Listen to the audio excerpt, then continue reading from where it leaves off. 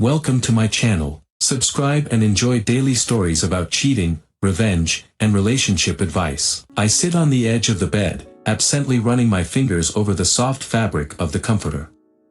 John is in the shower, and I can hear the water hitting the tiles, a steady, soothing sound that usually brings me comfort.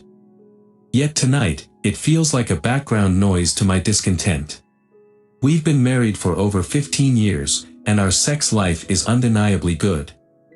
John knows my body, knows what I like. We fit together well in that way, and on most nights, I'm satisfied. But lately, there's been a gnawing emptiness I can't shake. It's not that John isn't attentive or caring, he is. It's just that the thrill seems to have faded, replaced by a longing for something, anything, new. I catch my reflection in the full-length mirror on the opposite wall. I still feel attractive, and the compliments I receive from friends and even strangers confirm that I haven't lost my allure. But there's a part of me that feels unfulfilled, as if there's a gap between who I am and who I want to be. I know I shouldn't feel this way. I should be content, grateful for what I have. But every time I see myself in the mirror, there's a part of me that feels like a stranger. John steps out of the bathroom, his towel wrapped around his waist. He's got that easy smile on his face, the one that usually makes my heart skip a beat. Tonight, though, it feels like a facade, a mask I can't quite read. "Hey, you okay?" he asks, sitting down beside me on the bed. He places a hand gently on my knee, his touch warm and reassuring. I force a smile, but it doesn't quite reach my eyes. "Yeah, just a little tired," I lie. "It's been a long week." John gives me a searching look, his brow furrowing slightly. "You sure? You've seemed a bit off lately. Anything you want to talk about?" I shake my head, trying to dismiss his concern. "No, it's nothing. Just the usual stuff." John nods, though he looks unconvinced. "All right. If you ever want to talk, you know I'm here." I nod back, feeling a pang of guilt for not being honest. It's not that I don't want to share my feelings with him, it's just that I'm not even sure how to articulate them. How do you explain to your loving husband that despite everything being great, you feel like you're missing something fundamental? Later, as we settle into bed, John wraps his arms around me. I can feel his warmth and the steady rhythm of his breathing. It should be comforting, and on some level, it is. But I can't shake the feeling that I'm slipping away, that something inside me is quietly unraveling. "John," I say softly, turning to face him in the dim light of the room. "Have you ever felt like you were meant for something more, but you don't know what it is?" John's eyes meet mine, his expression thoughtful. "Sometimes. But I think that's normal. We all have dreams and desires that we don't always understand. What's important is that we keep trying to find out what makes us happy." I want to tell him that I don't know if trying will be enough, that I'm afraid of losing myself in the process. But the words catch in my throat. Instead, I nod, clinging to his words as if they might anchor me. "Yeah," I say softly. "I guess you're right." As I drift off to sleep, I can't shake the feeling that I'm standing on the edge of something unknown, something that could either fulfill me or destroy what I have. I'm caught between the life I know and the desires I can't fully understand, and it's beginning to feel like a dangerous balancing act. The office hums with its usual cacophony of ringing phones and distant conversations. I sit at my desk, trying to focus on the stack of paperwork in front of me. The papers are a blur, the numbers and words blending together as my thoughts keep drifting to Martin. He's new to the team, just a few months in, but there's something magnetic about him. Martin is charming in a way that's hard to ignore. His energy is infectious, his smile disarming. It started with casual office banter, nothing out of the ordinary. But soon, those brief exchanges turned into longer conversations, and I found myself looking forward to them. I'd catch myself daydreaming about him, about what it would be like to be with someone who sees me as a fresh, exciting possibility rather than just John's wife. Today, Martin approaches my desk, a mischievous glint in his eye. "Hey Trish, got a minute?" I glance up from my work, trying to hide my smile. "Sure, what's up?" Martin leans against the edge of my desk, his gaze steady. "So, I've been thinking. How about we get out of here this weekend? Just a change of scenery. There's a little cabin upstate I've been eyeing. It's supposed to be beautiful this time of year." The suggestion catches me off guard. I know he's being casual, but there's an undercurrent of something more. My heart races as I weigh the options. "I don't know," I say, trying to sound nonchalant. "I've got a lot on my plate." Martin's smile widens, clearly undeterred. "Come on, it'll be fun. Just a couple of days to relax and recharge. What do you say?" I look into his eyes, seeing a mix of sincerity and something else, an invitation to cross boundaries I hadn't intended to explore. I hesitate, but something inside me urges me to take the leap. "All right," I finally say, feeling a mix of excitement and apprehension. "I'll go." As the weekend approaches, I find myself more nervous than I'd expected. John and I had been on edge lately, but I'd kept things light, saying I needed a break. His supportiveness seemed genuine, but I could see the flickers of unease in his eyes. Friday afternoon, Martin picks me up from my apartment. He's driving a sleek, silver car that feels like a stark contrast to my usual mundane routine. The journey to the cabin is filled with easy conversation, but beneath it lies a layer of tension that I can't quite shake. We arrive at the cabin as the sun begins to set, painting the sky in shades of orange and pink. The cabin itself is quaint, nestled among the trees, and there's a cozy warmth about it. Martin unlocks the door and gestures for me to go inside. "Welcome to our weekend getaway," he says with a grin.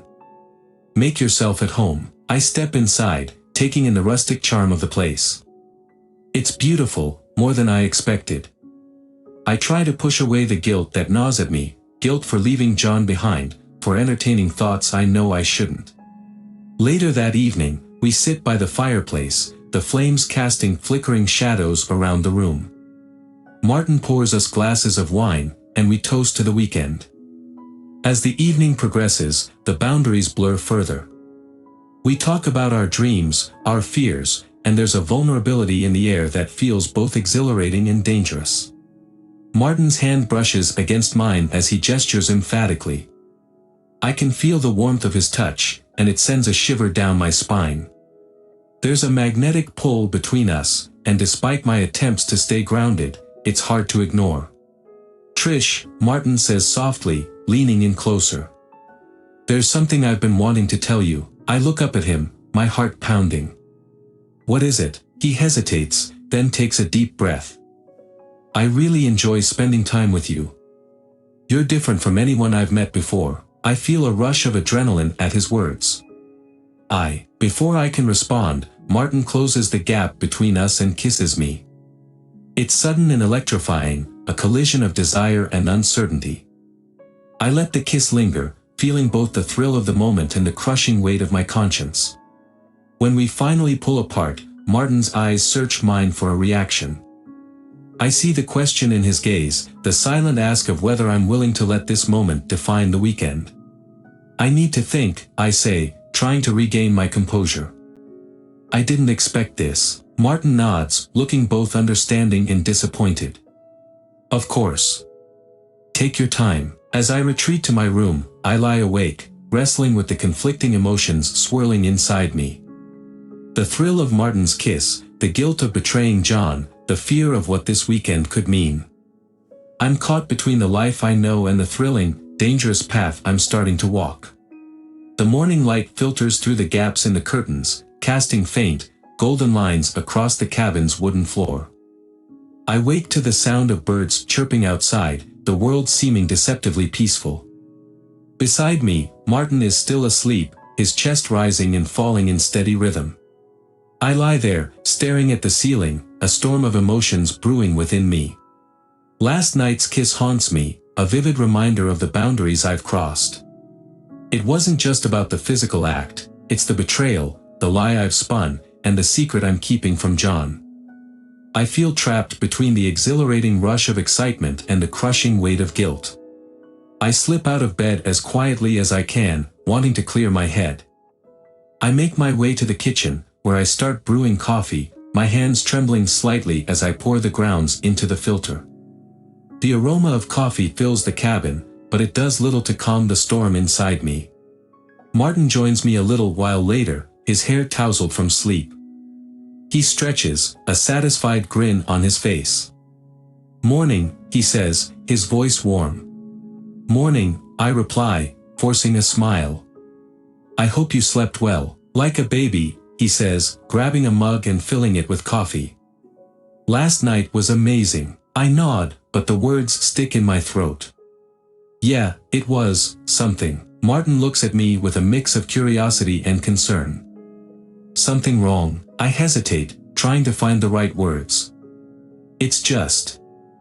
I didn't expect things to get so intense. I'm feeling a bit overwhelmed."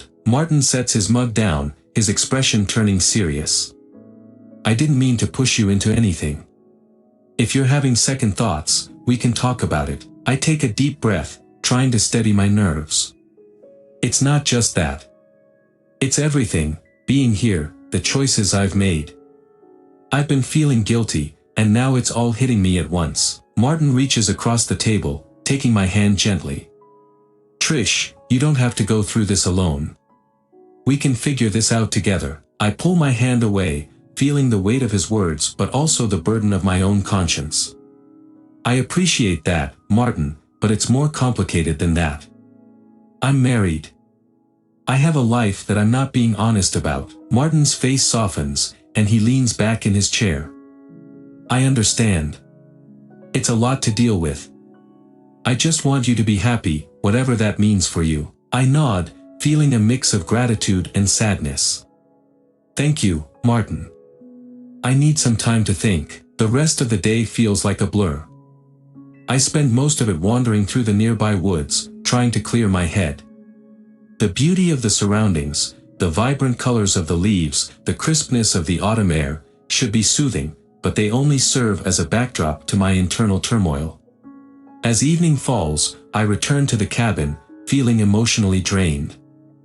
Martin is waiting for me, his expression unreadable as he sees me walk through the door. "Hey," he says softly.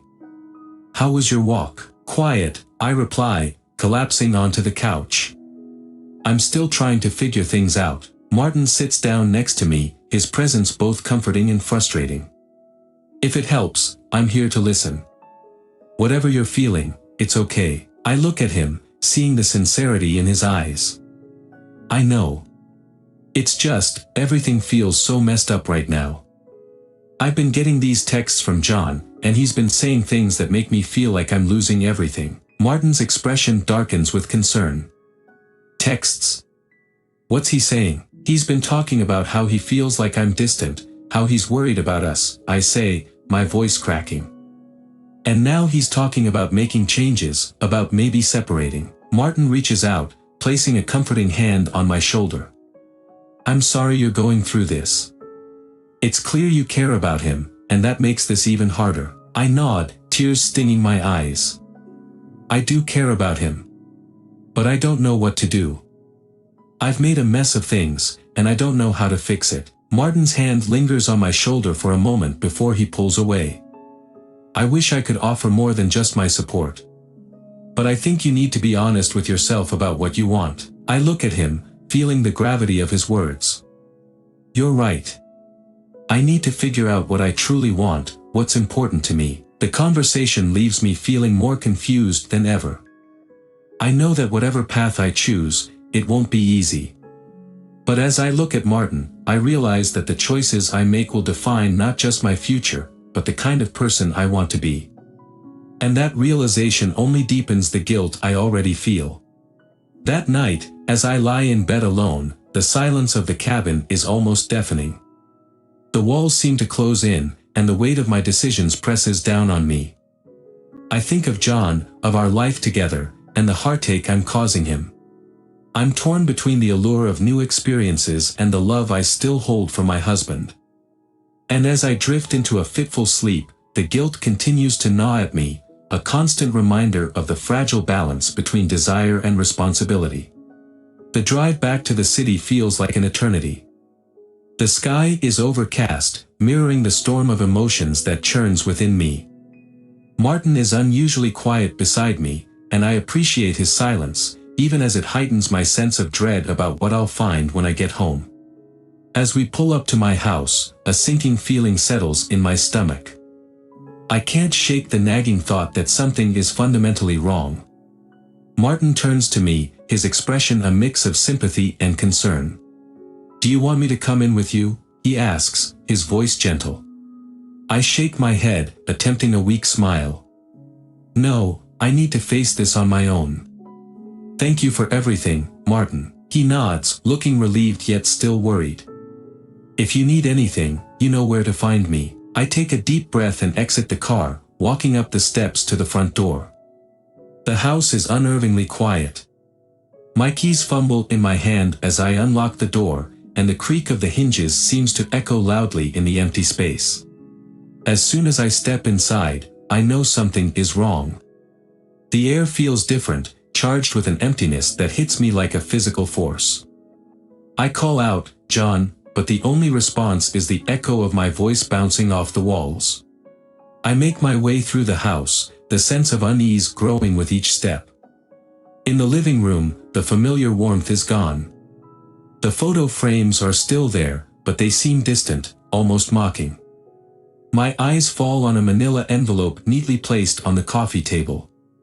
My heart races as I approach it. I open the envelope with trembling hands and pull out the divorce papers. The words swim before my eyes, legal separation agreement. There's also a note in John's handwriting.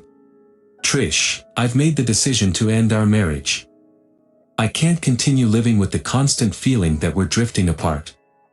I've taken half of our savings to start fresh, and I've left the house. I hope you find what you're looking for, but I need to move on. Goodbye, John." My hands shake as I read the note. I sit down on the couch, the reality of the situation crashing over me. John is gone. He's taken half of everything we built together and left. The house feels like a shell of what it once was, and the emptiness is overwhelming. I hear the doorbell ring, startling me from my thoughts. I reluctantly get up to answer it, finding a delivery person standing outside with a box. "Delivery for Trish?" the person asks. I nod numbly and sign for the box. It's addressed to me, but there's no return address. I bring it inside and open it carefully. Inside, I find a few personal items, John's favorite book, a couple of photos, and a small box with a ring inside. My heart sinks as I realize that John has left not just physically, but emotionally. The ring must have been a symbol of our commitment, now a relic of a past that feels like it's slipping away. Later that day, I sit at the kitchen table, staring blankly at the papers and the items from the box. My phone buzzes, breaking the silence. It's a text from Martin. "How are you holding up?" I type back with a sigh. "Not great. John's left, taken half of everything, and left divorce papers. I feel like I'm in a nightmare." A few moments later, Martin's reply comes through. "I'm so sorry, Trish. If you need to talk or need anything at all, I'm here for you." I put my phone down and stare at the note from John. I feel a deep sense of loss, not just for the relationship but for the future we'd planned together. I reflect on the decisions I made and the path that led to this moment. The choices I made in pursuit of something new have cost me everything I once held dear. As evening falls, I'm left alone with my thoughts. The house is eerily quiet, filled with the echoes of what used to be. I sit in the dark, the only light coming from the street lamps outside, casting long shadows across the room. The realization settles in that the excitement of the weekend and the thrill of new experiences have come at a steep price. I'm left with the cold reality of my actions and their consequences. John is gone, our life together is shattered, and I'm left to pick up the pieces. I feel a profound sense of regret and loss. The fantasies I pursued have led to a profound personal and emotional fallout. I'm faced with the task of rebuilding, of trying to understand who I am now, And what comes next after the devastating cost of chasing the unknown?